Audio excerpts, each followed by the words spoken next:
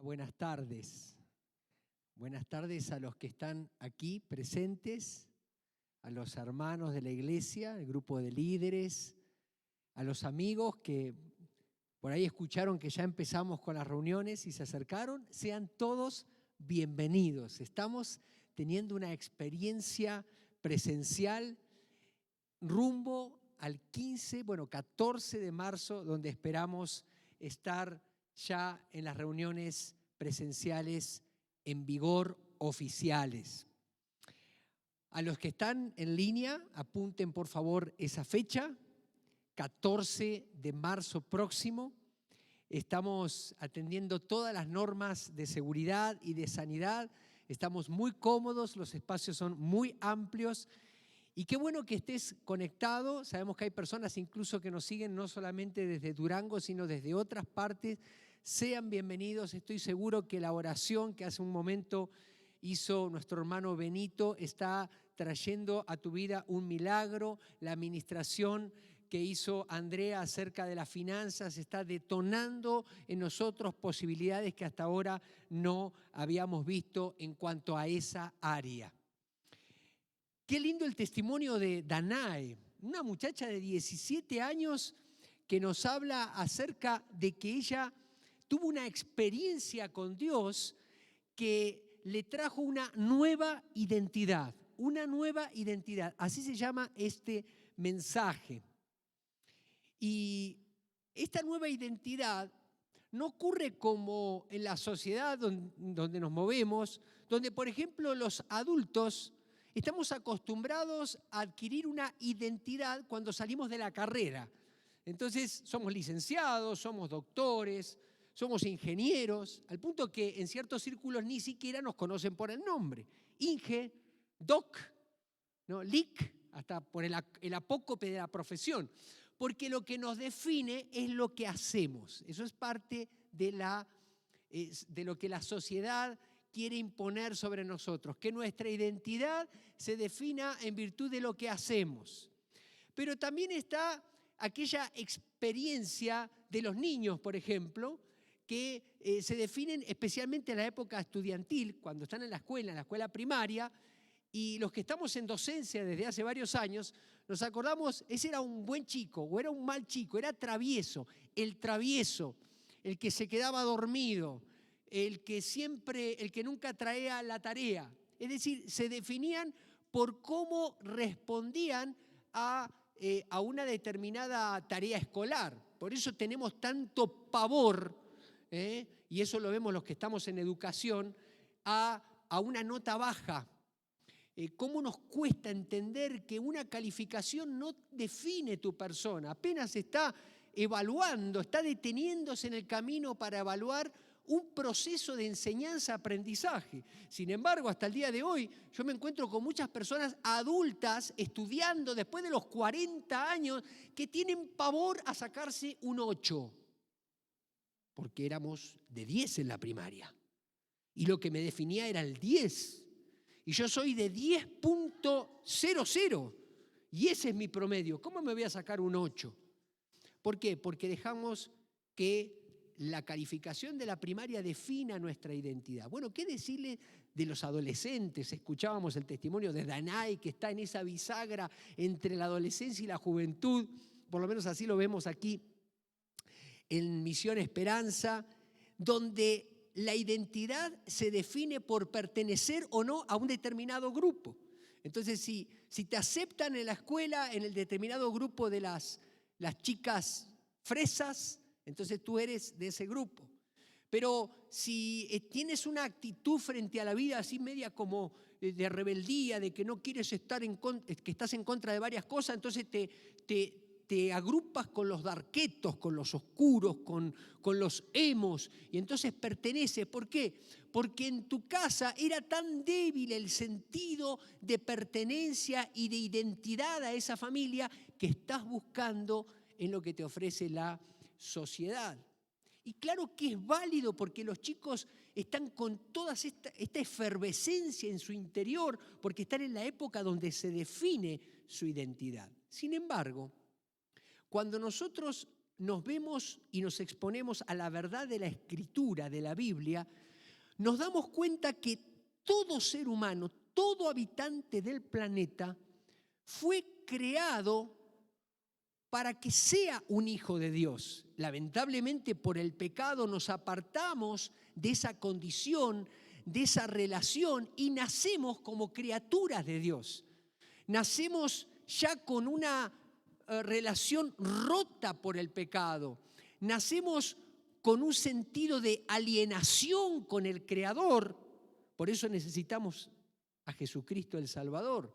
Nacemos también con un sentido de relación corrompida con el prójimo, porque esa relación está muchas veces basada en la indiferencia, en la envidia, en los celos, en todo lo que sabemos que mueve a la sociedad e incluso nos ha afectado a muchos de nosotros. Sin embargo, cuando volvemos a la Escritura nos damos cuenta que todos tenemos posibilidad de pasar de ser criaturas de Dios a ser hijos de Dios.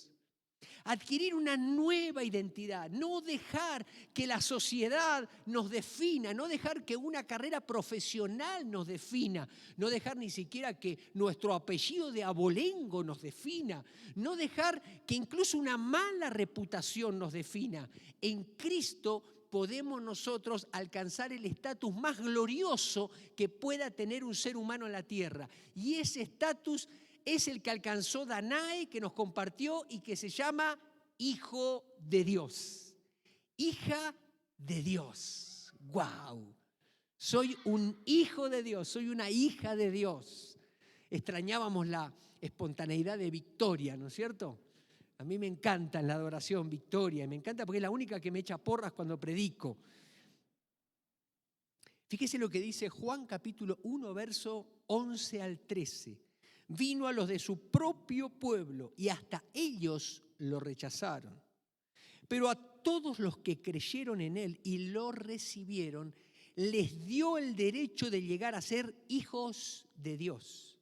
Ellos nacen de nuevo, no mediante un nacimiento físico como resultado de la pasión o de la iniciativa humana, sino por medio de un nacimiento que proviene de Dios.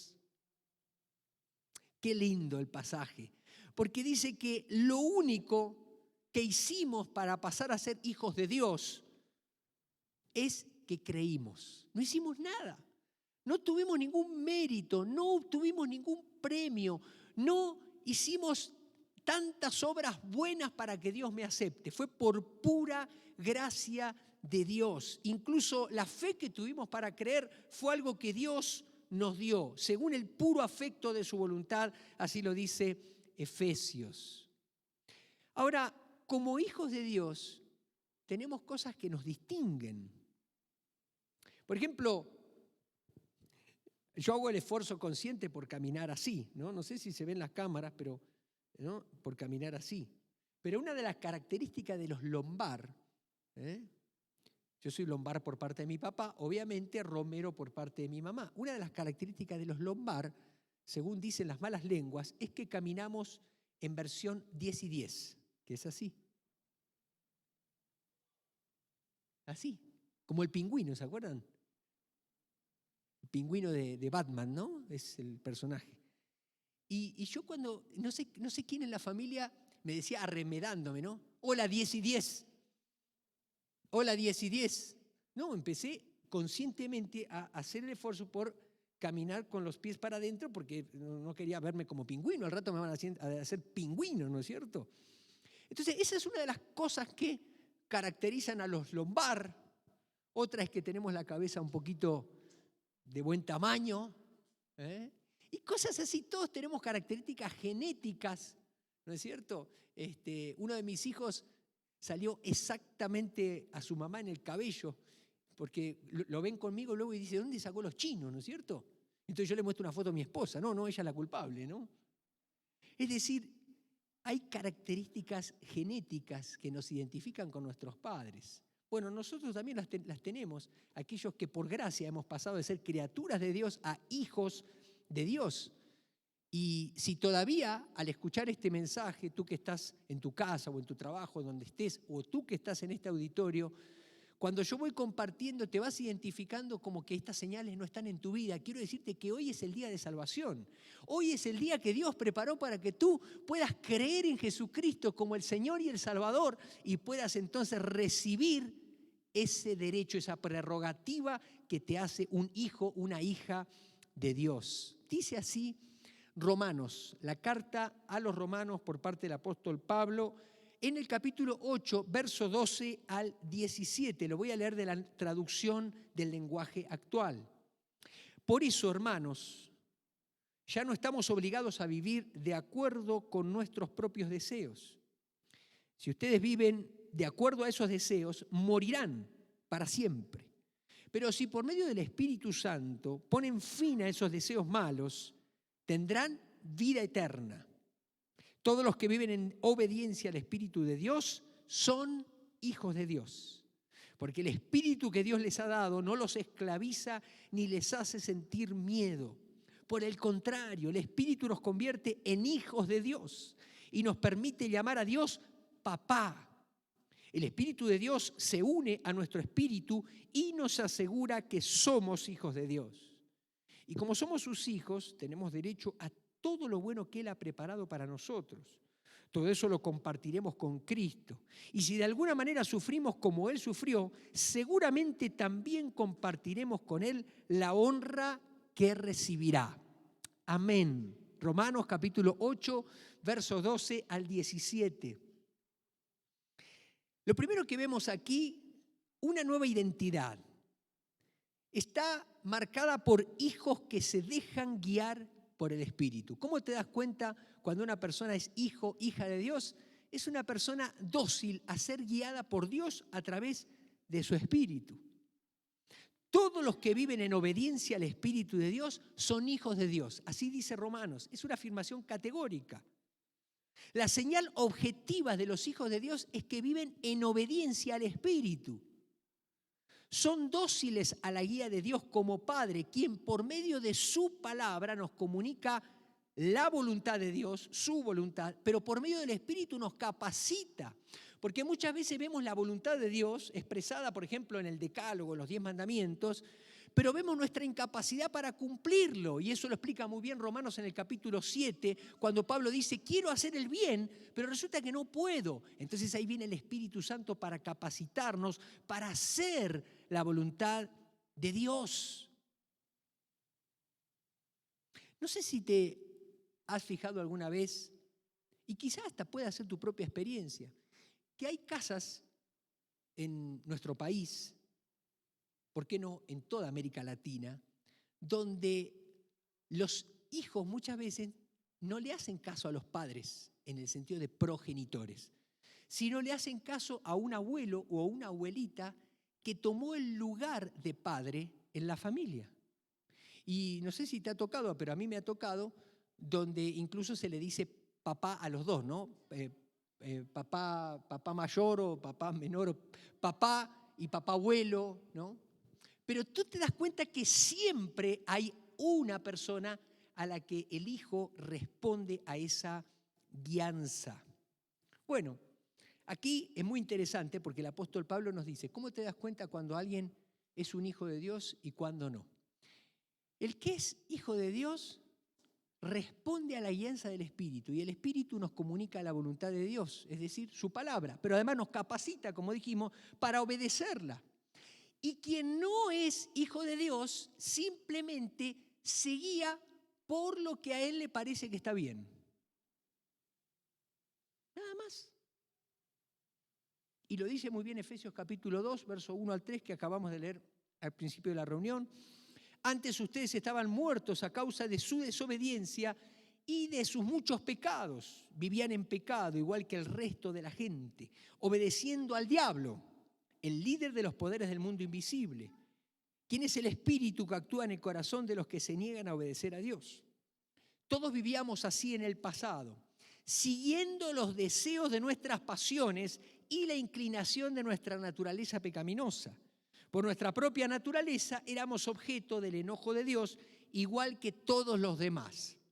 En otras palabras, lo que está diciendo el apóstol es que cada quien hace lo que mejor le parece.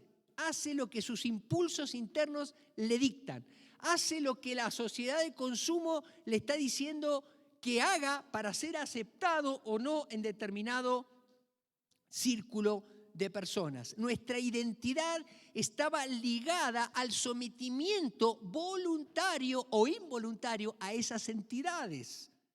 En otras palabras, en realidad todo se resume en algo, se llama autosuficiencia. Es decir, yo hago lo que yo quiero, yo hago lo que a mí me parece. Y nosotros aquí tenemos una canción en México que a mí me encanta, sobre todo me encantan las voces de aquellos clásicos, ¿no es cierto? Esa canción de Alfredo Jiménez, me encanta la música, me encanta la letra como poesía para justamente decirle a las personas que esa es una manera trágica de vivir. ¿Sí? Ya algunos se están acordando, ¿no? Yo sigo siendo el rey.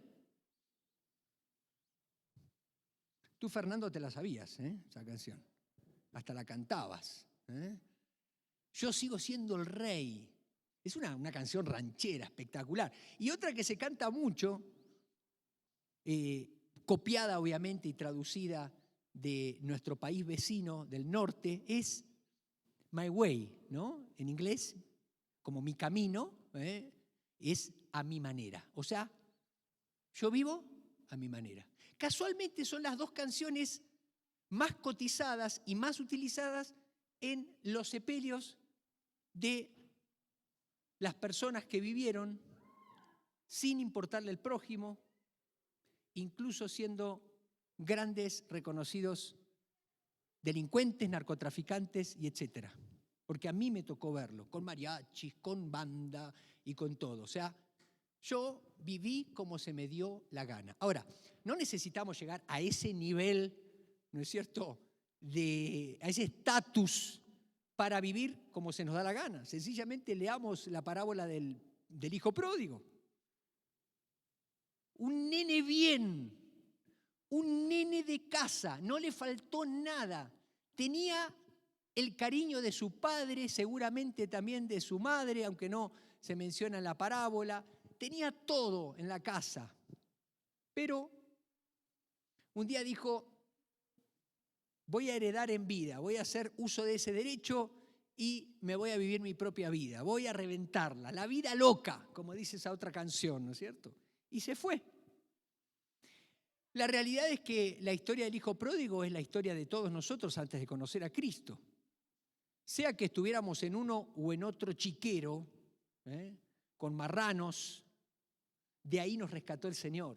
Y si no llegaste a estar en esa suciedad y en esa mugre porque no alcanzaste a identificar los malos olores que vienen con la tragedia de una vida lejos de Dios, quiero decirte que Dios nos salvó no solamente de lo que nosotros vivimos, sino también de lo que pudimos llegar a vivir, lo cual, si nos ponemos a pensar, es una cosa impresionante.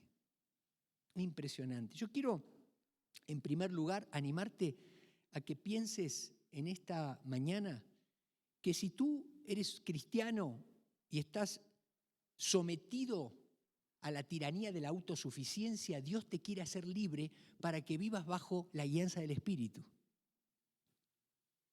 Y quizás tú dices, no estoy seguro de eso porque no he tenido una experiencia con Dios. Bueno, empieza entonces con el pie derecho, deja que el Espíritu Santo te llene de una vez y no pases por el estadio del cristiano nominal.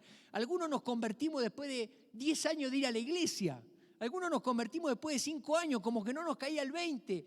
Yo quisiera que hoy sea el día donde Dios hable a tu corazón y le entregues tu vida, le entregues tu voluntad y seamos libres de la tiranía de la autosuficiencia.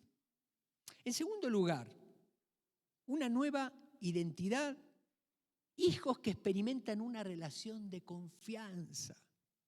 Dios nos quiere hacer libres de la tiranía del miedo. Andamos por la vida como pidiendo permiso, todo el tiempo estamos pidiendo permiso en un lugar para poder trabajar a gusto, pidiendo permiso en la escuela para poder sentarme en esa silla, pidiendo permiso en las relaciones interpersonales. No hay libertad, todo lo hacemos para quedar bien con los demás, para que no nos digan esto, para que no nos digan aquello. Aún incluso como cristianos muchas veces vivimos atados a la esclavitud, del qué dirán, del qué pensarán. Esa no es la vida que yo leo aquí. Acá me habla de una cuestión que tiene que ver con confianza. Y el apóstol Pablo alude a una figura muy común en su tiempo, que incluso existe hasta el día de hoy y más o menos con los mismos principios y hasta con las mismas figuras, que es la figura de la adopción romana. En la adopción romana era un proceso complejo que al menos se podían distinguir dos estadios que estaban delimitados por dos ceremonias. La primera era la ceremonia de la emancipación. En esa ceremonia, el padre o el tutor de la persona que iba a ser dada en adopción simulaba una venta y lo hacía por 3 veces. A la primera con una balanza y con unas monedas, hacía que vendía al muchacho y luego lo volvía a comprar. Hacía que lo vendía y luego lo volvía a comprar. Yo creo que eran como 2, a la tercera la vencida, ¿no? Si me arrepiento, ya mismo lo vendo, ¿no? Y si no, me lo quedo. Y entonces a la tercera ya lo daba en adopción y no lo volvía a comprar. Lo daba, lo vendía y lo dejaba. Pero luego, la persona que aceptaba la patria potestad tenía que ir delante del magistrado romano y pasar por la ceremonia de vindicación. Y lo interesante de esa ceremonia, que es donde defendía el derecho que él tenía ahora a hacerse cargo de la patria potestad, que iba a ser el padre legítimo de esa persona, y obviamente la persona iba a tomar todos los derechos de un hijo como si fuera natural, era que esa ceremonia de vindicación tenía la particularidad que tenía por ley que estar acompañada y ser atestiguada por nada más y nada menos que 7 testigos que aseguraran la legitimidad del traspaso de la patria potestad. ¿Por qué? Porque a lo largo de la vida del muchacho puede que iba a fallecer uno y quedaba sin testimonio, puede que fallecían 2, 3, 4, 5, te gusta, pero 7 era muy difícil. 7 sabemos que también es una figura del número perfecto, ¿no? Y entonces el apóstol Pablo recoge esa alegoría, esa figura de la ley romana y dice, así es con nosotros. El Espíritu de Dios que nos fue dado desde el día en que creímos, atestigua, nos da testimonio acá dentro de que nosotros somos hijos de Dios. Es una experiencia subjetiva, a diferencia de la otra, que era una experiencia objetiva, que podía medirse, que podía analizarse, que tú te das cuenta cuando alguien obedece al Espíritu Santo y cuando no. Por sus acciones, por sus frutos los conoceréis. Pero aquí, en cambio, es una experiencia subjetiva.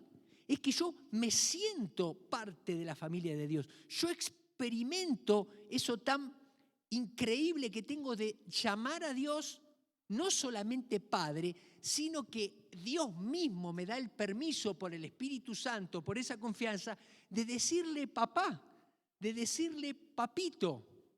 Qué lindo, qué linda esa confianza. Y yo les comentaba en la primera reunión que a mí me gusta que mis hijos me digan pa. Como papito, ¿no? Bueno, como son varones me dicen pa. Ya si me dicen papá, como que digo, algo anda mal acá, ¿no es cierto? Papá. Suena como algo anda mal, ¿no es cierto? Pero pa, hay una cercanía. Hay un testimonio interno. Porque yo me puse a pensar, a ver, todos tenemos un testimonio interno de que somos hijos. En mi caso de Adrián y Silvia, en tu caso, no sé, cómo se llamen tus papás. Y tú estás buscando eso a lo largo de la vida. Y cuando hay algo que no checa, tú haces preguntas. Por eso los chicos que fueron criados por tutores o que fueron adoptados o lo que fuere, hay preguntas que hacen y son preguntas legítimas. Y hay edades y hay momentos cuando hay que decirles la verdad. En algún momento hay que decirles la verdad. Veíamos una serie con mi esposa en días pasados, especialmente cuando estuvimos enfermos de COVID, y la serie trataba acerca de un muchacho que en una experiencia trágica queda lejos de su familia y se muere su padre, pero entonces para ocultar el accidente, que en realidad fue un homicidio premeditado, lo dan como en adopción, sin papeles, pero fue como una especie de entregarlo a una familia de acogida que lo cría el muchacho desde chiquito, y cuando él es grande apenas se da cuenta que esa no es su familia, porque se encuentra con su hermano que era gemelo y que finalmente se ven en una parte de la ciudad y que vivían muy cerca. Lo cierto es que durante toda su adolescencia y juventud ese muchacho nunca tuvo el testimonio interno de que estaba en la familia de origen, y no se lo habían dicho. Hay algo en nuestro interior que nos dice qué es el testimonio del Espíritu Santo. Nos sentimos hijos de Dios. Por eso tenemos confianza para decirle papá, papito. Esa experiencia obviamente la tenemos cuando somos libres de la tiranía del miedo. El miedo es tremendo el miedo. El miedo te paraliza. El miedo hace que dejes de mostrarte tal cual sos. Miedo al rechazo, miedo a la enfermedad, miedo a equivocarme, miedo a perder, miedo a ganar, miedo al fracaso, miedo al miedo. El otro día hablaba con una persona y me decía, pastor, identifiqué algo. Tuve una revelación, me dijo. Y yo le dije, dígame, hermano, me di cuenta que le tengo miedo al miedo. Le digo, espere que lo anoto. Y ahora me sirvió para el mensaje. Miedo al miedo. Finalmente, el miedo a la muerte, que es como la madre de todo, es como la madre alacrán, ¿no es cierto? Así como los hijos, fíjese cómo lo dice Hebreos capítulo 2, versos 14 y 15. Así como los hijos de una familia son de la misma carne y sangre, así también Jesús fue de carne y sangre humanas, para derrotar con su muerte al que tenía el poder para matar, es decir, al diablo. De esta manera ha dado libertad a todos los que por miedo a la muerte viven como esclavos durante toda la vida. Esa madre de alacrán que se llama miedo a la muerte tiene, ¿no es cierto?, a todos sus alacrancitos ahí con ella. El miedo al fracaso, el miedo a la descalificación, el miedo al rechazo, el miedo al miedo, etc. Pero el Espíritu de Dios viene a nosotros como espíritu de adopción y nos da testimonio de que somos hijos de Dios. Y como en la figura romana, el hijo que era adoptado no pasaba a ser hijo de segunda, adquiría todos los derechos como si fuera hijo natural. En tercer lugar, tenemos que la característica de esta nueva identidad es que somos hijos que tenemos derecho a una herencia compartida. Tenemos derecho a una herencia compartida. Esta es la parte legal de mi identidad, la que está en los papeles del cielo, y que la persona del Espíritu Santo viene a ser un anticipo que garantiza el derecho a esa herencia. Así lo dice Efesios capítulo 1, versos 13 y 14. Gracias a Cristo también ustedes que oyeron el mensaje de la verdad, la buena noticia de su salvación, y abrazaron la fe, fueron sellados como propiedad de Dios con el Espíritu Santo que Él había prometido. Este Espíritu es el anticipo que nos garantiza la herencia que Dios nos ha de dar cuando haya completado nuestra liberación y haya hecho de nosotros el pueblo de su posesión, para que todos alabemos su glorioso poder. Tengo una prima hermana, quizá esté conectada ahora mismo, que durante toda su juventud no se había enterado que tenía, su niñez, su juventud, ya fallecidos sus padres, nunca se había enterado que tenía una herencia importante, producto de sus abuelos y entonces tuvo que hacer un viaje importante a un país de Europa y poder conectarse con sus ancestros. Y hizo todo el tramiterío que le llevó algunos viajes, pero finalmente accedió a esa herencia porque ella era una heredera legítima de esa herencia. Lo invirtió, construyó unos departamentos que hoy le dan una renta. Podemos tener una herencia legítima, pero desconociéndola, podemos vivir toda la vida sin disfrutarla. Muchos cristianos desconocen la herencia que tienen en Cristo Jesús. Y entonces andan mendigando un poquito de amor cuando la palabra dice que el amor de Dios fue derramado en nosotros por medio del Espíritu Santo. Muchas personas andan buscando un poquito de valor en una relación de amor, de noviazgo, de pareja, hasta de matrimonio, hipotecando su futuro, cuando nosotros sabemos que nosotros fuimos aceptos en el amado. En Cristo nosotros ya fuimos aceptados y ese es el paso número 1 para ser amado. Si alguien no te acepta de primera, obviamente no tiene el derecho a amarte. Por eso hay tanta relación de pareja que se rompe, porque lo único que está haciendo es estar en el primer estadio, tratando de que el otro lo acepte.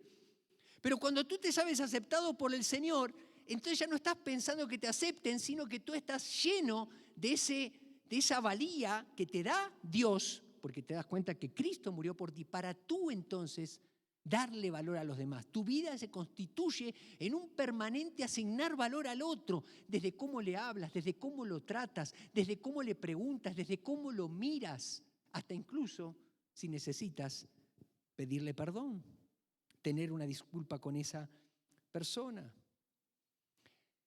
Ahora bien, la herencia no es automática, porque dice el texto que acabamos de leer. Dice el texto que acabamos de leer en Romanos. Todo eso lo compartiremos con Cristo. Si de alguna manera sufrimos como Él sufrió, seguramente también compartiremos con Él la honra que recibirá. Yo me estaba poniendo a pensar, ¿por qué batallamos tanto con el tema de la herencia? Porque nosotros tenemos la idea de que la herencia es un bien que se nos da para nosotros hacer con él lo que se nos dio la gana. Y eso fue lo que hizo justamente el hijo pródigo. El hijo pródigo le pidió la herencia al padre, se fue y lo malgastó como él quiso. Por eso cuando retornaba a la casa del padre, venía ensayando un speech y venía con mentalidad de jornalero y venía diciendo, cuando llegue a la casa de mi padre diré, Padre, he pecado contra el cielo y contra ti,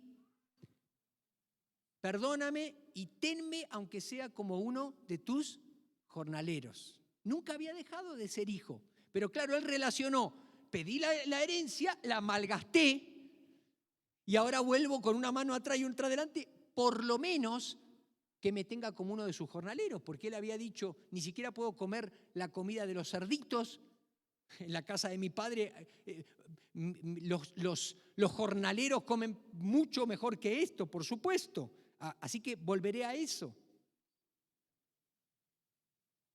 Y entonces esto nos enseña que nosotros tenemos que ser libres de una herencia malgastada. Tenemos la idea de que la herencia que tenemos en Cristo es, ¿no es cierto?, para que Dios me dé, es como que me tira bienes desde el cielo, ¿vieron? Entonces me da y entonces ahora yo hago lo que quiero con él. Por eso muchos de nosotros, después de que Dios nos sana, volvemos a enfermarnos. Porque Jesús sanó a uno y le dijo, ahora vete y ya no vivas como antes. Porque hay enfermedades que estaban relacionadas con pecados, no todas. Y le dijo, cuida la salud. La salud es un bien que hay que cuidarlo, porque está ligado al Señor. No puedo hacer lo que se me da la gana. Voy a poner otro ejemplo. Muchos están orando, Señor, dame un carro, ¿no es cierto? Y hasta le metemos texto, ¿no es cierto?, a la petición, lo espiritualizamos. Porque mi Dios pues suplirá todas las cosas conforme a su riqueza en gloria. Y yo pienso que con eso tengo derecho a un carro 0 kilómetros. Y después que el Señor me da el carro, ya no vengo a la iglesia porque no quiero que se me ensucie porque está el camino de tierra. Y ya no subo a nadie porque no sea cosa que se dañe el asiento de piel. Y entonces ahora me someto a la tiranía de que no quiero que eso, ¿no es cierto? Ahora eso me está dominando, la herencia me está dominando. Por eso dice el salmista, mi herencia, mi porción es el Señor. No necesito más nada.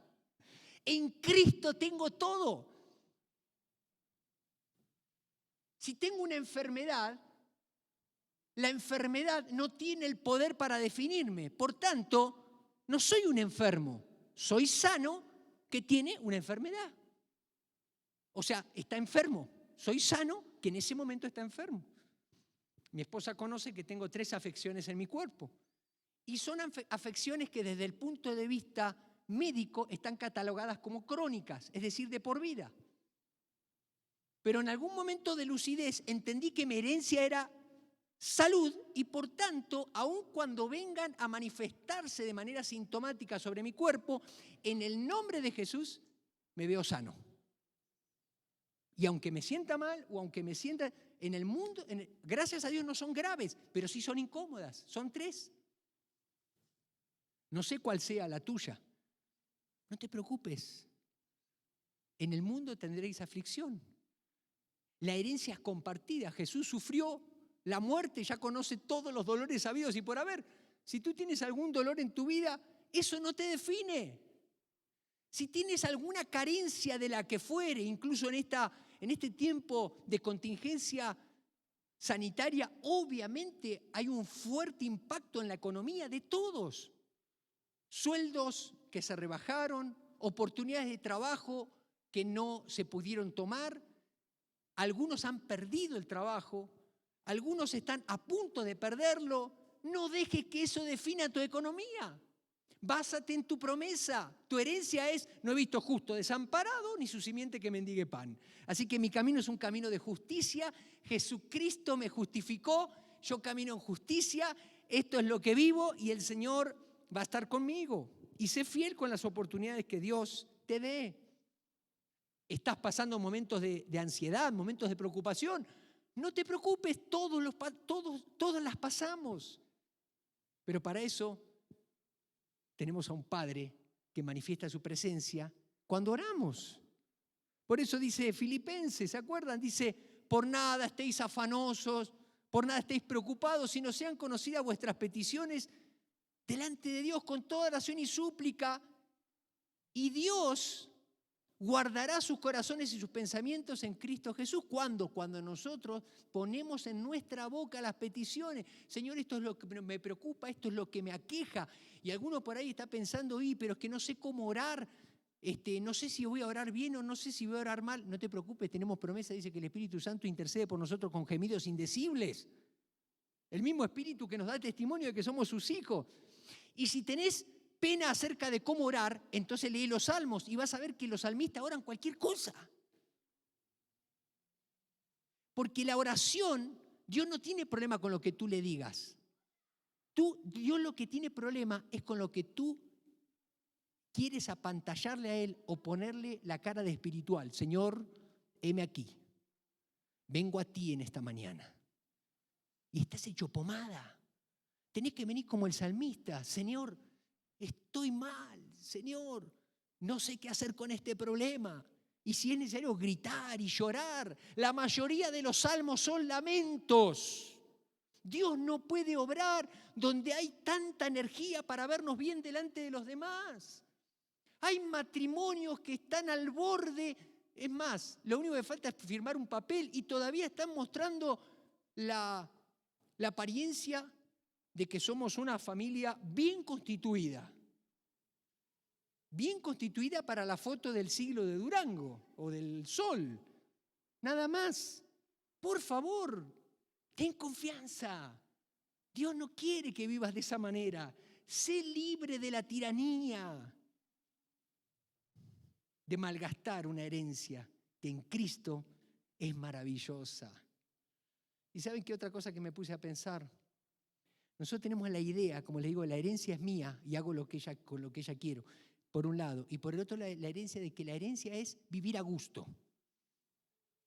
Ay, no quiero tener problemas. ay, es que no quiero comprometerme tanto con la iglesia porque veo que la gente que más se compromete después le va como en feria. Porque tienen la idea de que el sumum bonum, el bien supremo de esta sociedad es estar a gusto y sentirme bien. Eso es una tragedia. Eso es un invento de la sociedad de consumo, donde el placer pasa a ser lo máximo. Y a ver cómo hago para, ¿no es cierto?, obtener el mayor dinero gastando, trabajando lo menos posible. Yo creo que ayer se abarrotaron las apuestas con la pelea tan famosa que hubo. Dice que algunos apenas se estaban acomodando en la mesa y ya se había terminado la pelea. Están explotando esa sensación, ¿no te das cuenta? Esas son las apuestas, explotan esa necesidad de que quiero tener un gran dinero para vivir a gusto. La herencia no es dinero, la herencia es honra, es honor, es el honor de Cireneo que agarró la cruz de Jesús. ¡Wow! ¡Qué honor! Díganme, ¿quién tuvo ese honor? Los discípulos a los que le había entregado 3 años de su vida no estaban. Uno de ellos, el más cercano, lo había negado. Pero Cireneo, un desconocido, cuando estaba ahí, agarró la cruz. Es la identificación con Cristo. Sufrió un ratito porque era un mástil de madera horrible, imposible de llevar. Jesús ya no tenía fuerza, pero lo acompañó un ratito. Yo te pregunto, ¿qué es mejor? ¿Tener la gloria de la desdicha de un Pedro que está llorando porque traicionó al maestro? ¿O captar el peso del madero de Jesús por tener la honra de acompañarlo unos metros? ¿Qué es la herencia para ti? ¿Qué es la herencia para mí?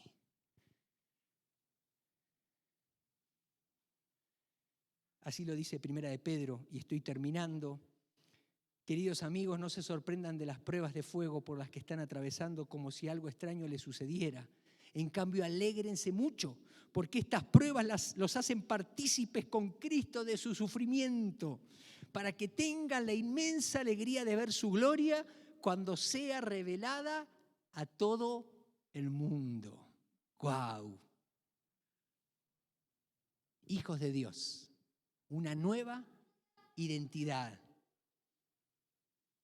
Guiados por el Espíritu, libres de la tiranía de la autosuficiencia, con una relación de confianza, libres de la tiranía del miedo y finalmente, con derecho a una herencia compartida, libre de la tiranía de la herencia malgastada. Te voy a pedir que te pongas de pie, por